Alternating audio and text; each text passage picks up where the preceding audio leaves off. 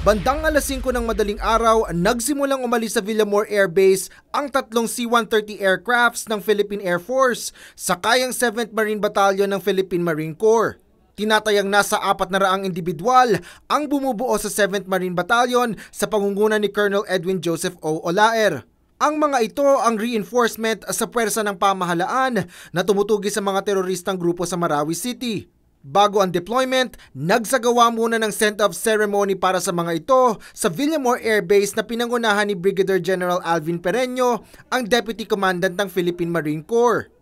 Yeah, it is very important for them to be reminded. Actually, it's been part of their training that they will be reminded about the human rights, the rule of law, the international humanitarian law, and respect for the civilians. That is the foremost thing. Ayon sa General, ang 7th Marine Battalion ay dating nakadestino sa Sultan Kudarat. Ngunit sumailalim sa 6 na buwang retraining dito sa Luzon upang malinang ang kasanayan ng mga ito sa pagsugpo sa mga banta ng kaguluhan sa bansa. Lalapag ang C-130 aircrafts na sinasakyan ng Marines sa Cagayan de Oro City bago i-deploy sa Marawi City. Sasailalim ang mga ito sa operational control ng Western Mindanao Command. Asher Cadapan Jr., UNTV News and Rescue, Pasay City.